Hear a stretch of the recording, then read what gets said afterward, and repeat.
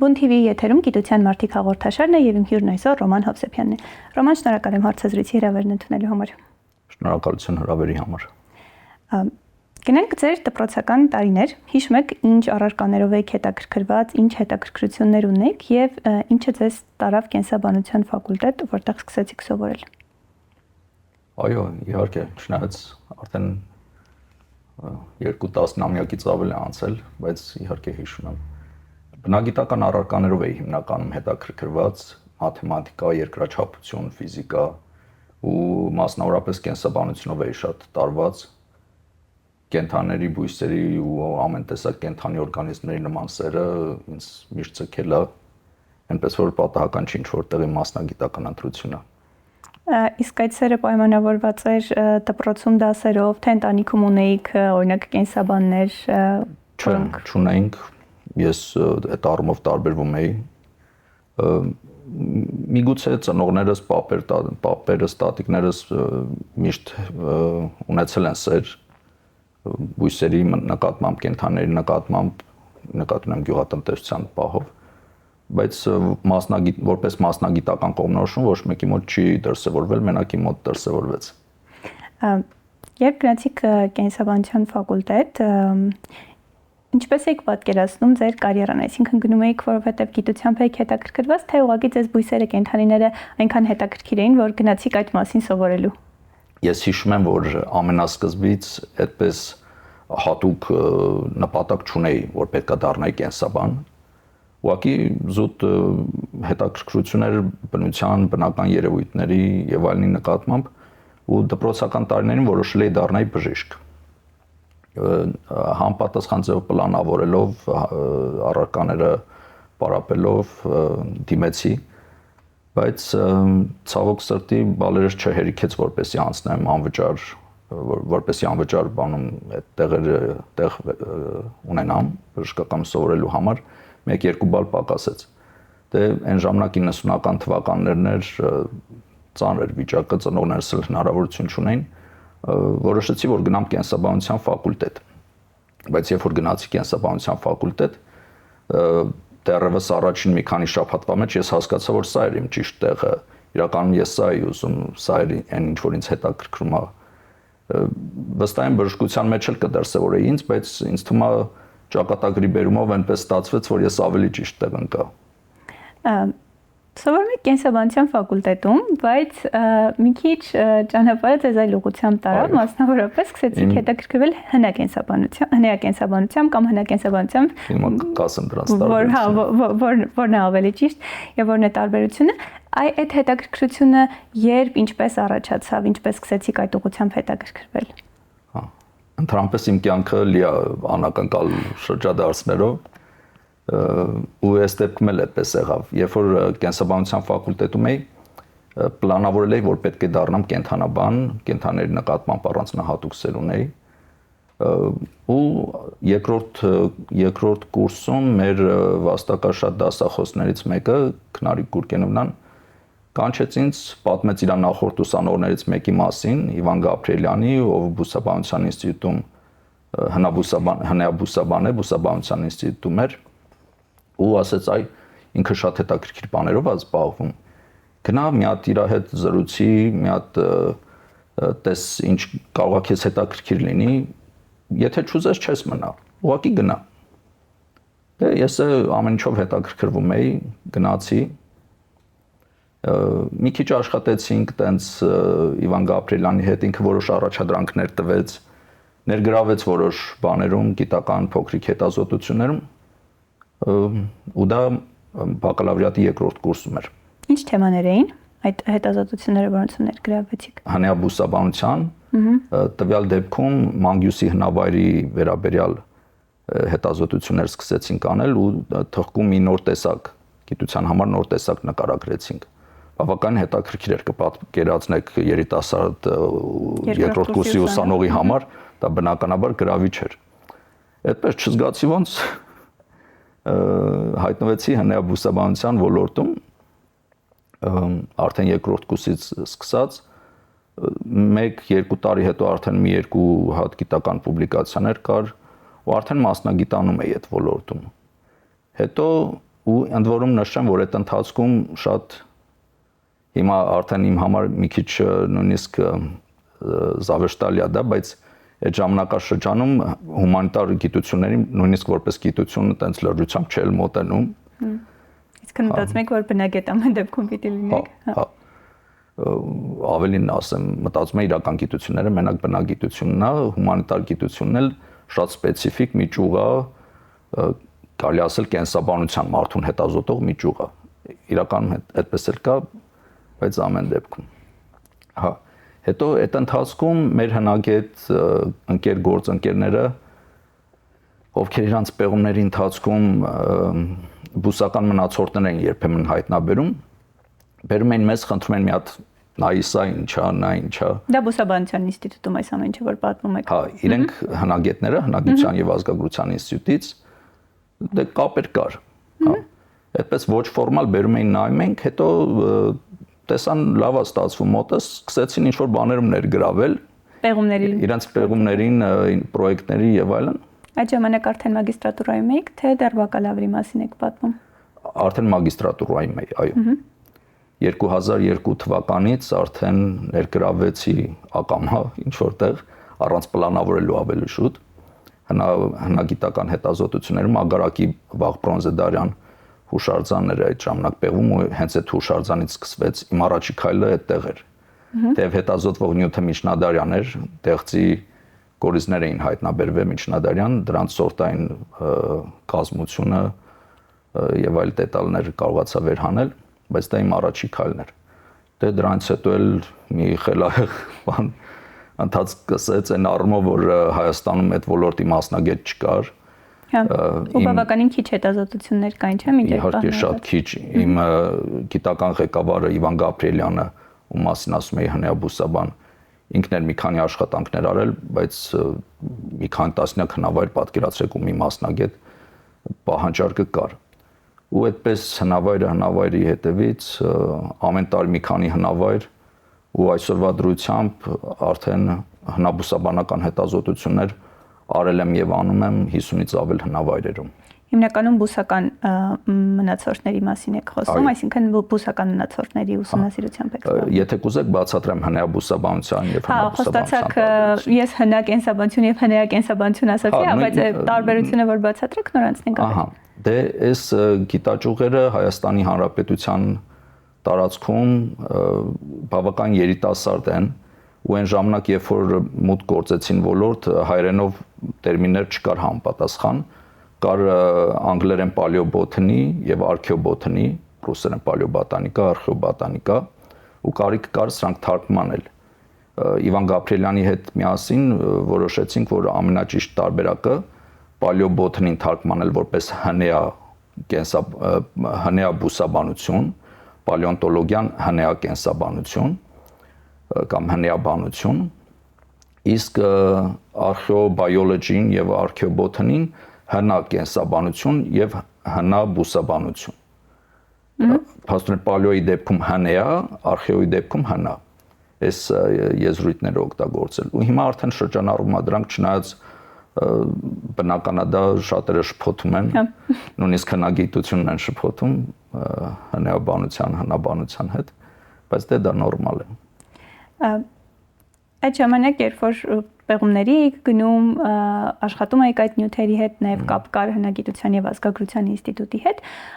որ պահին որոշեցիք, որ պիտի տեղափոխվեք հնագիտության եւ ազգագրության ինստիտուտ։ Դե երբ որ սովորում էի համալսարանում, կրթությանը զուգահեռ բուսաբանության ինստիտուտում հասարակական հիմունքներով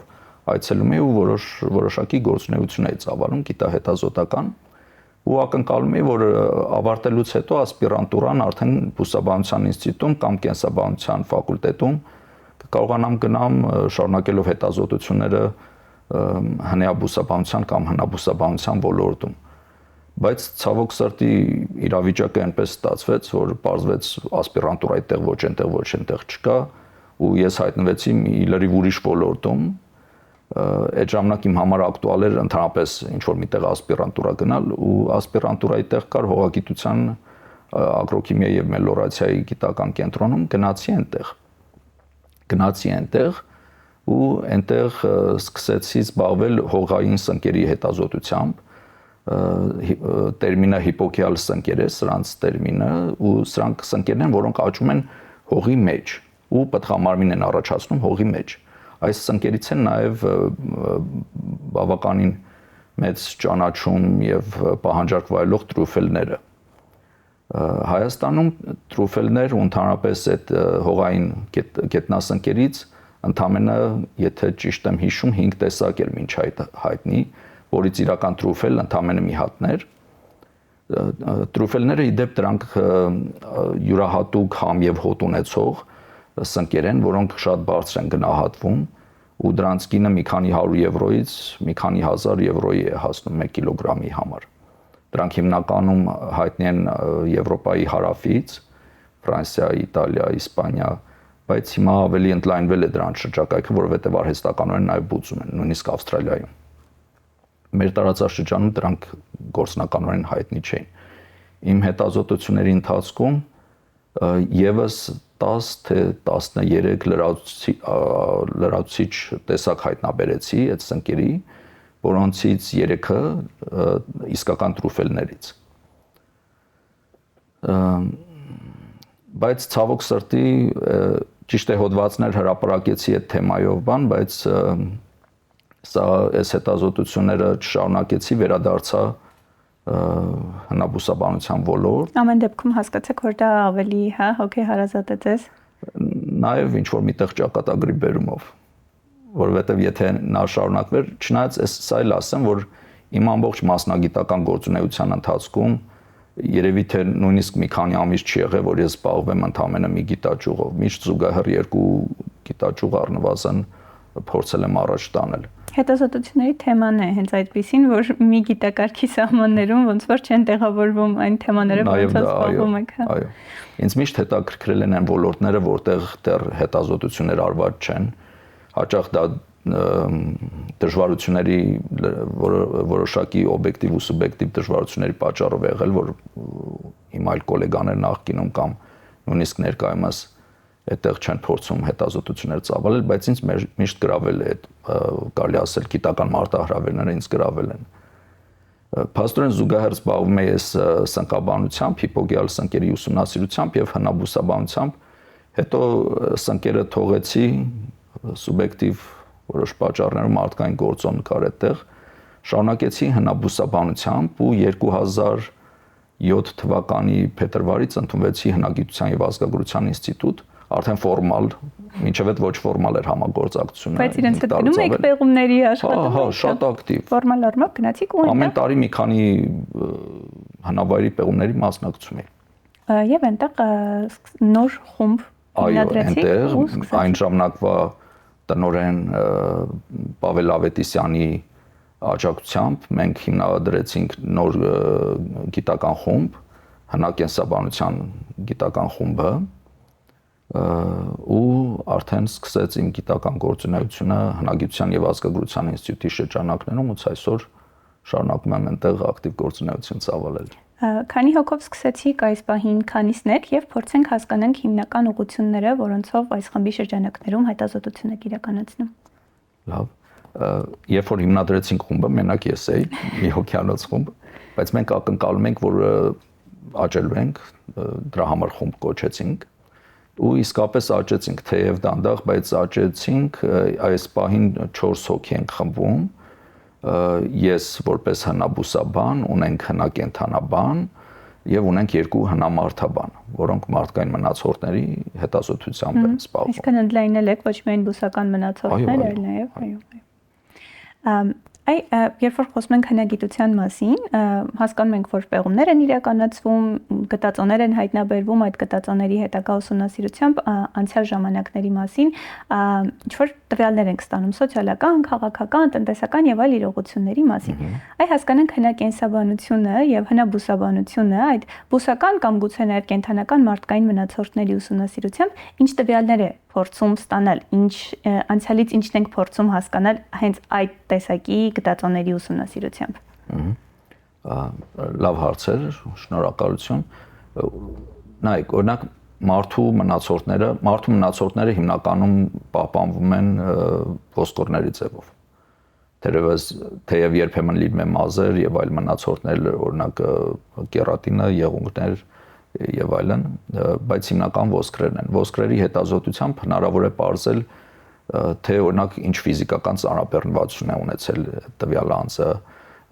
բնականաբար սեռը, տարիքը, վնասվածքները, ինչ վնասվածքից է մահացել, դա եղել է բնական ճանապարհով մահը, թե բռնության արդյունքում, դիետայի վերաբերյալ է հնարավոր կենսաքիմիական անալիզներ անելով ողջել, ու դե ամենատարածված ու ամենաբում ապրող հետազոտությունների ճյուղը, որ հիմա կատարվում է մարդու ոսկրերի մնացորդների հիման վրա, դրանք գենետիկական անալիզներն են, որ ոսկրերից առանձնացնում են գենետիկական նյութը, ԴՆԹ-ն ու դրա հիման վրա կարողանում են ողջել օրինակի համար միգրացիաները, ծագումը եւ այլն։ Այսինքն այդ մնացորդները հնարավորություն են տալիս օրինակ պատկերացնել սոցիալական ինչ կարգավիճակ է ունեցել,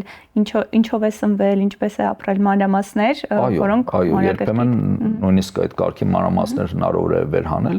հնա կենթանաբանության տված ինֆորմացիան,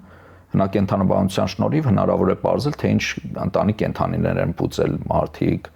շրջակայքում ինչ վայրի կենթանիներ են եղել, դրանցից մասնավորապես որոնք են որսի ճանապարհով որսացել մարդիկ եւ նաեւ ինչպես են օգտագործել ոսկորները կենթանիների, որովհետեւ ինչպես են օգտագործել հնաբուսաբանությունը արդեն բունի մասնագիտացումը ինֆորմացիա է տալիս բուսական սննդի կամ սննդի բուսական բաղադրիչների մասին, երկրագործության եւ ընդհանրապես բուսաբուծության, այսինքն ներառյալ ոչ միայն դաշտային մշակաբույսերը, այլև ծառատփային տեսակների աճեցումը, խաղողը եւ այլն։ Ինֆորմացիա է տալի բուսահավաքչության մասին, թե ինչ վայրի բույսեր են մարդիկ շրջակայքից հավաքել, բուսաբուժության մասին, այդպիսի ինֆորմացիա կարող ենք ստանալ եւ բույսերի ծիսական օգտագործման մասին հաճախ այդպիսի ինֆորմացիա է հնարավոր ստանալ։ Գալուց ձեռքի հետ վերցրեցի այս երկու արտեֆակտները կարելի ասել, սա օրինակ փոքրիկ սափորիկ է, փայտից պատրաստած, փռշնու փայտ է, ու սա լորվա մարզից է, պատրաստել են, կախել են երբեմն հագուստից, երբեմն օրորոցից, երբեմն ուղակի տան մեջ ինչ-որ միտեղ, որպես չարխափան։ Եվ սա որ էլի մեր այսպես ասած աչքաուլունքի նման բան է, էլի փայտից պատրաստած, մեջտեղի մասը ավելի մուգ է ու այսպես որ պահենք աչքի է նմանվում։ Չարաչքից հեռու է պահել, հասկացա։ Էլի ծիսական նշանակության բան է։ Ծիսական նշանակության տվյալներ կարող ենք ստանալ նաև օրինակի համար, եթե պարզենք, որ թե տվյալ դամբարանից կամ թաղումային միջավայրից հայտնաբերվում են անոթներ, գիտեք դրա մասին, որոնք երբեմն բույսերի ու ընդհանրապես կենթանի օրգանիզմների մնացորդներ են պարունակում, դրանով կարող ենք պարզել, թե մահացածի հետ ինչ ուտեստ են դրել ու հաճախ այդ հոգեհանգստին տրվող ճաշերը, նույն ճաշերը դրվել են մարդկանց հետ։ Մենք այս հետազոտություններով կարողանում ենք դա պարզել, թե ինչ տեսակի ուտեստ է մահացածի հանգուցյալի հետ տրվել։ Եվ վերջապես մյուս կարևոր խումբը տվյալների, որ հնարավոր է ստանալ հնակենսաբանական հետազոտությունների արդյունքում, դրանք տվյալներն են միջավայրի մասին։ Մենք ինֆորմացիա ենք ստանում, թե տվյալ շրջակայքում, հնավայրի շրջակայքում, ինչպիսի բույսեր եւ կենդանիներ են եղել, իսկ այդ բույսերն ու կենդանիները միշտ ոչ բոլորը իհարկե, բայց մի ընդարձակ խումբը իրենք ունեն էկոլոգիական ադապտացիա որոշակի, այսինքն իրանք աճում են միայն որոշակի բնակլիմայական պայմաններում։ Ու եթե մենք կարողանում ենք նույնականացնել այդ տեսակային կազմը բույսերի ու կենդանիների, մենք կարող ենք իմանալ, թե ինչպիսի միջավայր է տարածքում եղել։ Բնակլիմայական ինչ պայմաններ են եղել այդ ժամանակաշրջանում։ Անտառ է եղել, տափաստան, կիսաանապատ, թե ինչ որ ջրային միջավայր է եղել, ու դրա հիման վրա նաև հնարավոր է որոշակի վերլուծություններ անելով երբեմն ինֆորմացիա ստանալ կլիմայի մասին։ Իսկ ինչ որ ժամանակահատված կա, որ կենտրոնանում եք հենց այդ ժամանակահատվածի դամբարանների, հնավայրերի, պեղումների վրա, թե ավելի լայն ժամանակահատվածի է վերաբերում։ Ես շատ կուզենայի կենտրոնանալ միայն վաղագույն շրջանների վրա, որովհետև դա է մասնավորապես իմ համար շատ հետաքրքրական։ Քարիդարը։ Նոր քարիդարը, երբ որ տեղի է ունեցել մշակաբույսերի եւ կենդանիների ընտելացումը, ու այդ վաղագույն փուլերը իմ համար մասնավորապես հետաքրքիր են, որովհետև դա կպատկերացնեք ինչ կարևոր փուլ է, երևի նեոլիթյան հեղափոխության մասին գիտեք, այն փուլն է մարդկության պատմության, որ մեր քաղաքակրթությունը կարելի ասել գլխիվայր փոխվեց։ Մարդիկ երբ որ սկսեցին բույսեր եւ կենդանիներ ընտելացնել ու իրենցից ստանալ արդեն լրացուցիչ սնունդ, արդեն հասարակությունը սկսեց փոխվել, արագաճել, սկսեցին խավեր ձևավորվել ու հասարակությունը դարձավ ավելի բարդ։ Ու դրանից հետո այդ նեոլիթյան հեղափոխությունից հետո ցայսօր մարդկությունը անհամեմատ ավելի շատ է փոխվել, քան դրանից առաջ եղած 2 միլիոն տարվա ընթացքում։ Բայց ենթադրում եմ ավելի լայն ժամանակահատված եք վերցում, հաշվի առնելով, որ չկան շատ թիմեր, որոնք Հայաստանում այդ գործը կանեն։ Իհարկե։ Հենց դա է հիմնական պատճառը, որովհետև չես կարող այդպես անել մանավանդ, երբ որ աշխատում ես ինստիտուտում ու նաև ի պաշտոն է պարտավոր ես բոլորին առանց խտրականության նույն ձև վերաբերվել, ի նկատի ունեմ նյութերին եւ իհարկե գոլեգաներին ու խմբերին, ու ակամա նույնիսկ արդյունքում այնպես է ստացվում, որ պալեոլիթից ըստ էության մինչև միջնադար ուսումնասիրում։ Այո։ Ասացիք, որ ձեր հետազոտությունների եւ ձեր գտածոների բուսական եւ այլ մնացորդների ուսումնասիրությամբ նաեւ ինչ որ ծիսական երևույթների եք առնչվում, գուցե մի այդպիսի օրինակ պատմեք, որ ծես եք ինչ որ հայտնաբերել այդ նյութերի ուսումնասիրությամբ ու ձեզ դա ամենաշատն է։ Հա, ինչ որ մարդիկ բույսի կամ ինչ որ մեկ այլ բանի հետ կապված ծես են իրականացրել, որի մասին հենց ձեր հետազոտությունների ժամանակ եք իմացել։ Հնագիտական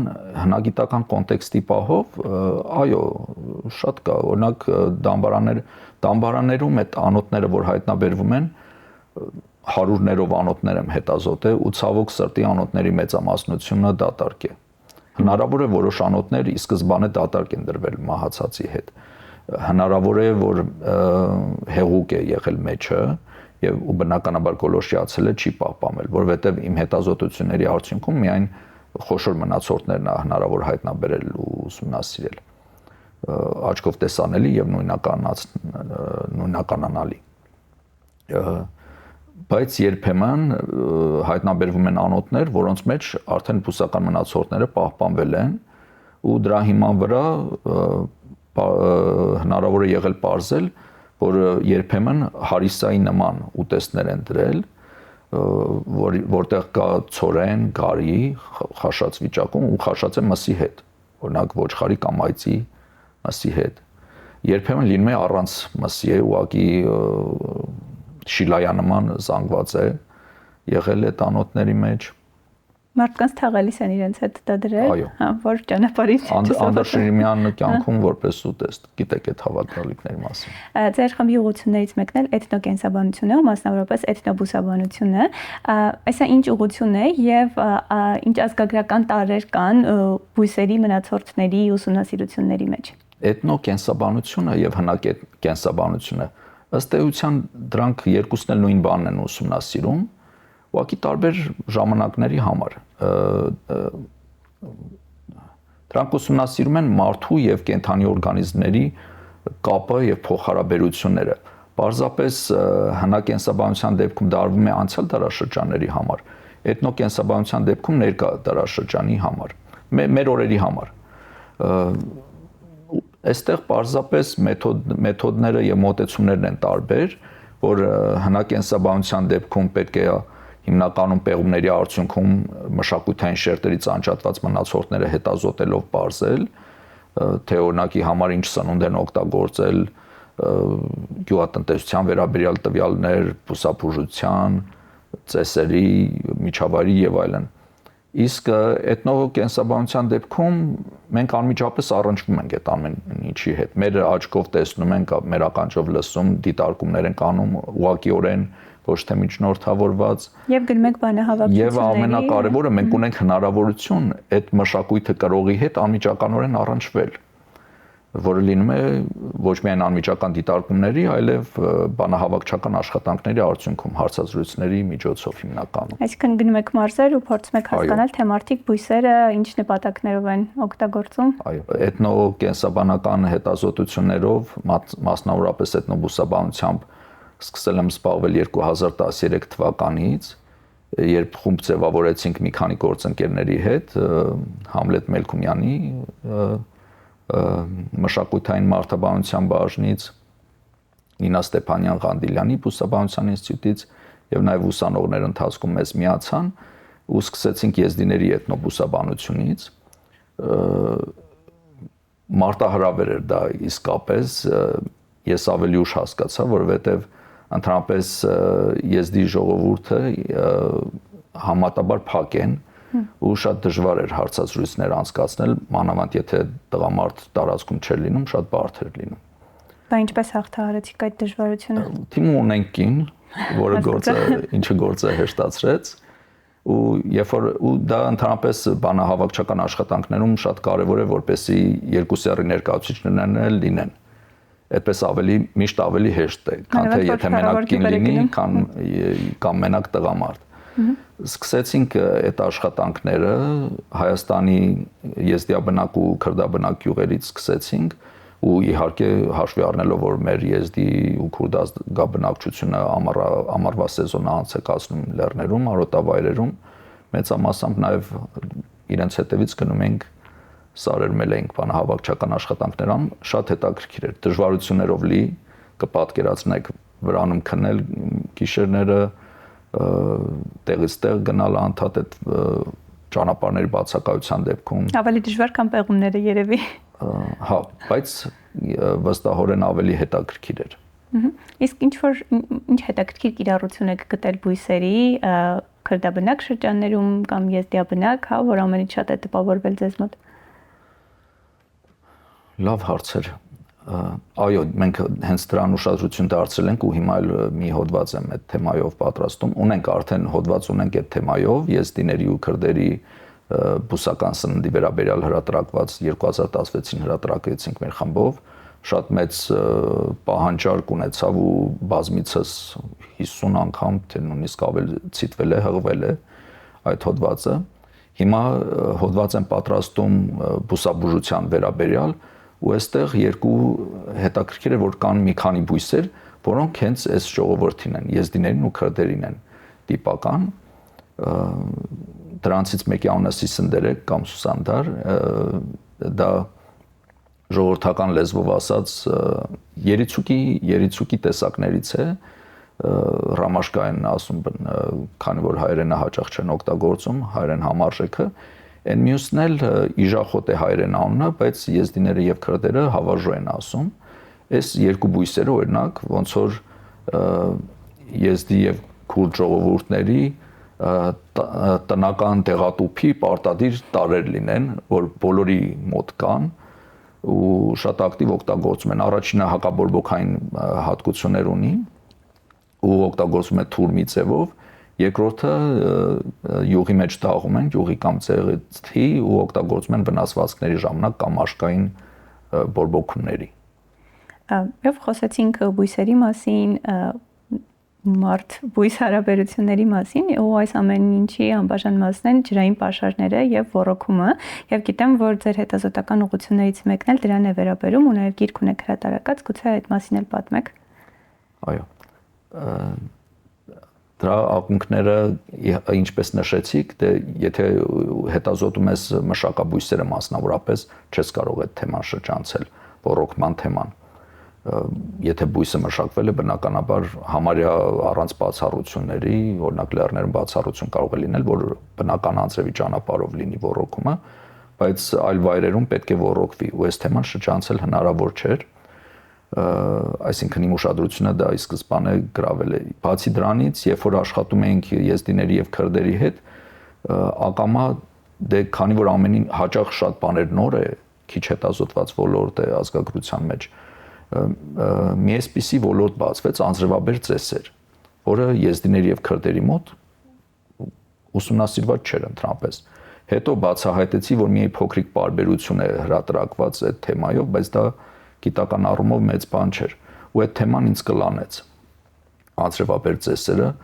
սկսեցի զբաղվել 2014 թվականից, 2017 թվականից էլ նաև սկսեցի հայերի անձրևաբեր ծեսերը հետազոտել եւ 2020 թվականին, եթե չեմ սխալվում, 20 թե 21 թվականին մի լավ խումբ ձևավորեցինք ու դիմեցինք գիտության պետական կոմիտե դրամաշնորհի համար, որպեսզի համակարգված ձևով Հայաստանում ու ընդհանրապես հայկական լեռնաշխարհում ջրօգտագործման մշակույթը հետազոտենք։ Ակնկալվում էր եւ այդպես էլ եղավ, որ դա արեցինք տարբեր դիտանկյուններից, տարբեր մասնագիտությունների դիտարկումից, հնագիտական, ազգագրական, սոցիալ-մշակութային, մարդաբանական, բանագիտական եւ նաեւ բնագիտական միջգիտակարգային մեթոդներով ու այս վերջերս ընդամենը օրեր առաջ այս ժողովածուն լույս տեսավ ջրօգտագործման մշակույթը Հայաստանում հնագույն ժամանակներից մինչև մեր օրերը։ Այս պահի դրությամբ այս ժողովածուն թեմային վերաբերվող մեր մոտ ջրօգտագործմանը վերաբերվող լավագույն ժողովածուն են, առումով որ պալեոլիթից մինչև մեր օրերը ջրօգտագործման մշակույթի տարբեր ոլորտներին առնչվող հոդվածներն են այստեղ ամփոփված։ Սրա իդեպ on-line տարբերակը կա եւ բոլորին հասանելի է։ Եթե որոնում տան այս վերնագրով կգտնեն։ Հոդվածները ունեն նաև անգլերեն ամփոփագրեր եւ ընդհանրացակ ներածական մաս կա։ Մասնակցել են մի քանի տասնյակ հեղինակներ, հիմնականում մեր ինստիտուտից եւ Գիտությունների ազգային ակադեմիայի եւ այլ ինստիտուտներից։ Բավական լավ աշխատանք է ստացվել։ Շնորհավորում եմ հրատարակման կապակցությամբ եւ հետազոտություններից, պեղումներից, բանահավաքչությունից ես գիտությունից դուրս ինչ հետաքրքրություններ ունեք, որոնց սիրում եք ժամանակ հատկացնել։ Հետաքրքրություններ ես երբեմն նկարում եմ